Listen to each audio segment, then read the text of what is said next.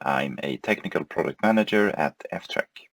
Today I will talk about the FTrack API and the core concepts around it. We will cover basic API usage, including installation and how to get started, more advanced queries and filtering, the event system, and finally some basics around actions and widgets. Actions and widgets are not technically part of the API, but I want to explain what they are because they heavily rely on the API. The API allows developers to write code that talk directly with an FTrack workspace. The scripts can perform operations against that workspace. The FTrack API is built around a concept of schemas. The schemas define the entities available in the API together with their attributes. Here we see two examples, the schema for a status and the schema for a time log. Let's look at how to find the entity schemas that are available in the API and what those attributes are. Let's open FTrack and navigate to the user menu, to help, and then to API reference.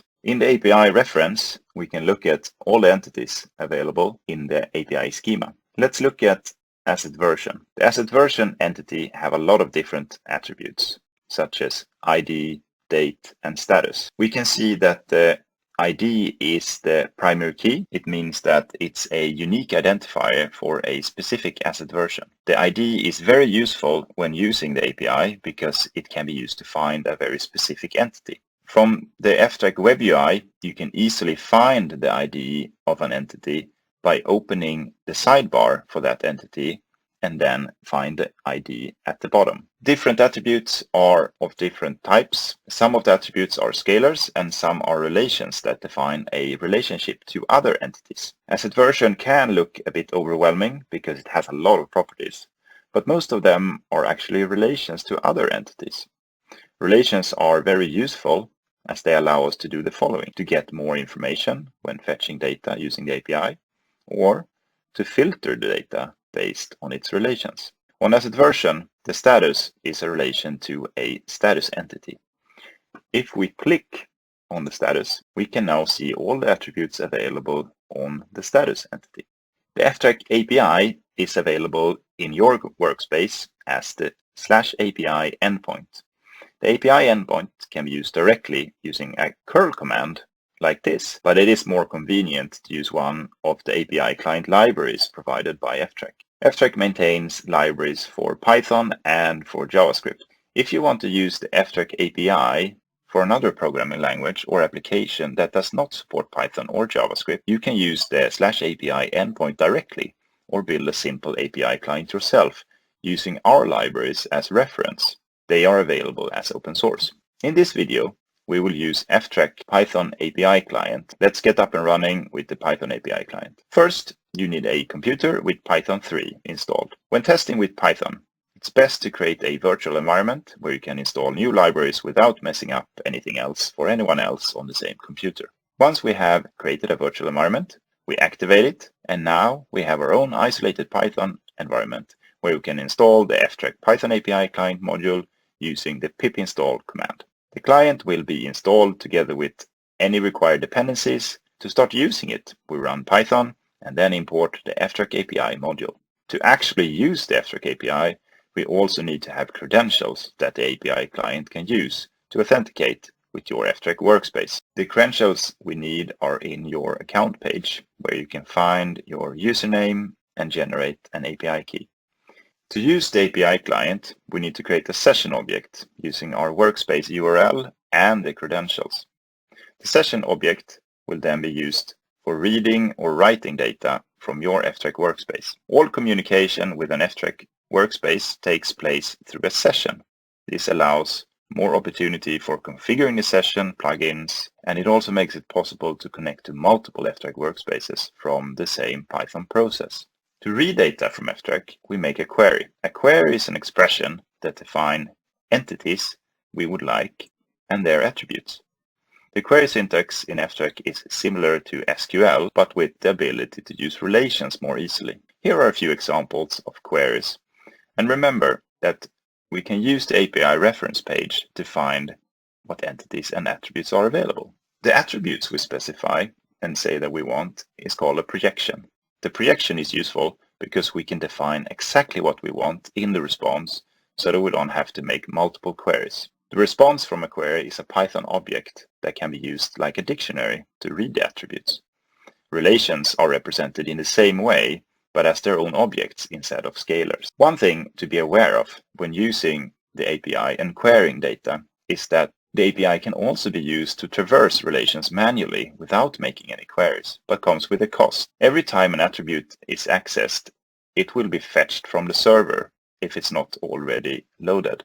And this is fine for a simple situation, but could become a performance bottleneck when reading lots of data. This behavior can, however, be disabled by using the auto-populate argument when creating the session or by setting it manually. That way, you can be sure no additional calls to the server are made and your projections must include everything you need. Another aspect to consider when thinking about performance is how much data to include in the projection.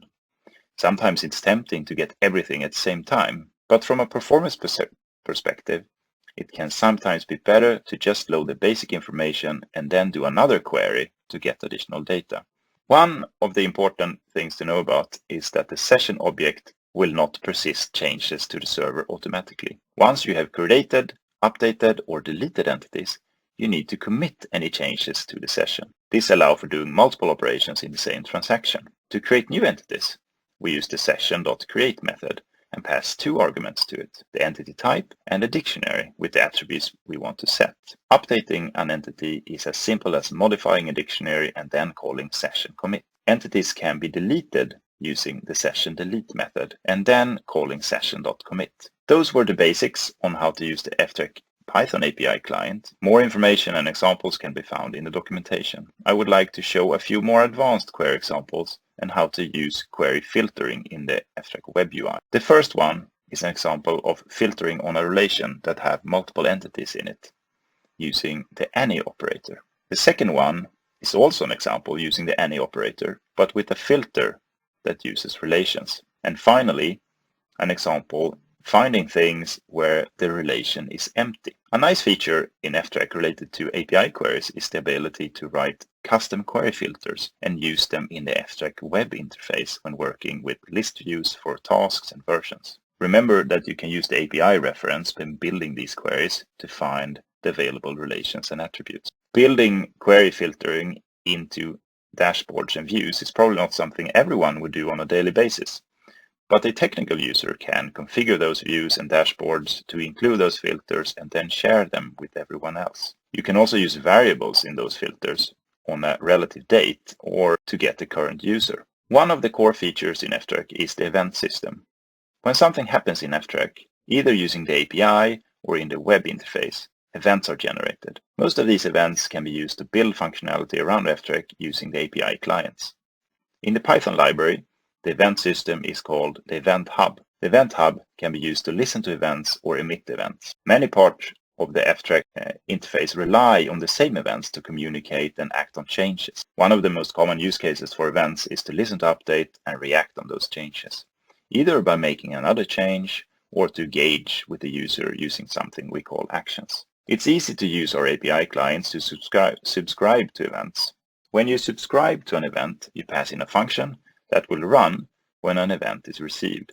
In that function, you can react to the event using our API. You can also publish events using the API. This is useful if you want to communicate with other API users or when building actions. Actions is a way to build additional and custom functionality into FTrack.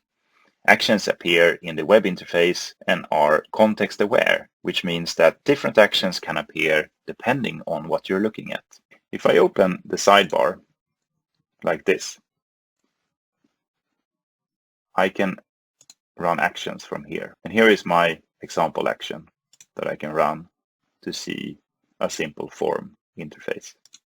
I can also run actions by multi-selecting here in the list view and then select actions. I can also go into the overview section of FTrack, and here I can select items from multiple projects at the same time and run actions. If you want to know more about actions in FTrack and how to create your own actions, have a look at our Actions webinar. Actions are conceptually quite simple and are built using events. In the client, in our case, the FTrack web interface, we will emit a discovery event when you open the actions window. An action running somewhere will respond to that event. All actions that responded are shown in the web interface. The user will click on an action, which then emits a new event. An action will then run and respond either with a message or an interface. A user interface can be a simple form or a custom widget. Let's talk about widgets and how you can build widgets using the FTrack API. Widgets can be used to build your own custom interfaces that can be shown in the FTrack web interface on dashboards. Building widgets is useful if you need a very specific view or aggregation of data in FTrack, or if you have a custom workflow that require an interface.